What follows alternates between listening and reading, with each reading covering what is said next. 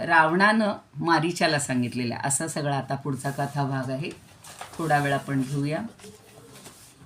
आता आत्ता आपण पाहिलं तसं राजनीतिज्ञ असा रावण आहे, उत्तम योद्धा आहे, चांगल्या गुणांचा आहे,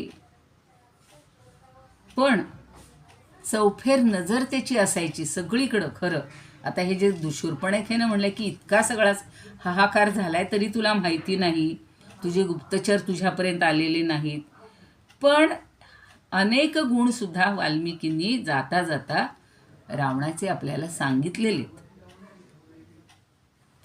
त्याला शब्दाची सुद्धा गुणग्राहता असते. शूर्पणखेचं हे जे सगळं बोलणं होतं, रोमांच आणणारं उठवणारं बोलणं होतं, ते ऐकल्यानंतर लगेच त्यानं सचिवांना सगळे आदेश दिलेले आहेत, आज्ञा दिलेले आहेत आणि तो आपल्या महालात गेला. म्हणजे क्षणात त्यानं पुढची काय करायची व्यवस्था करायची ते सांगितली आणि या कार्यासाठी काय काय आवश्यक आहे, तसंच यातील कोणते दोष आहेत, गुण कोणते आहेत, आपलं सामर्थ्य काय आहे, सगळी राजनीती ही आता या ठिकाणी रावणाची आपल्याला दिसते.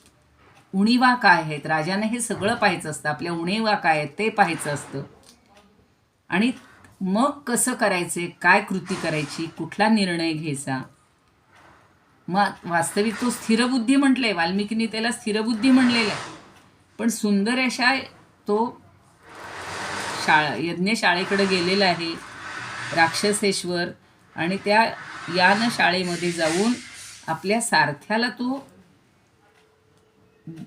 असा आज्ञा देतोय. आता काय देतोय की माझा रथ सज्ज कर, असं म्हणता क्षणीच त्या सारथ्यानंच रथ सज्ज केला. हो किती तो क्रोधी आहे ना, एक क्षण जरी वेळ लागला तरी तिथेच त्याचा खात्मा. आणि म्हणून रावणाचा आवडता शुभ्र असा आणि शुभ आणि शुभ्र असा रथ त्यानं सिद्ध केला.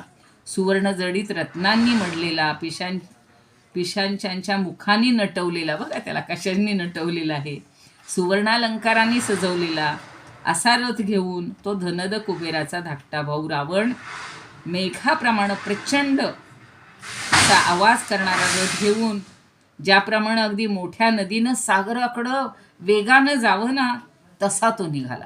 झालं म्हणजे म्हणून म्हणलं ना की तो तसा शीघ्र आहे, सगळ्या बाबतीत शीघ्र आहे. कांचनम समास्थस्य कामगम्मणीभूष समाधाय कामगम्मणीभूषितम पिशाचवदनैर्युक्तम खरै कनकभूषणैः. आता शुभ्र धवल केसरांच्या चौऱ्या, त्याच्याचं सगळं आयटय असलेला, श्वेतछत्र असलेला तो दशानन रावण, वैडूर्याप्रमाणे सगळे रत्नांप्रमाणे शोभणारा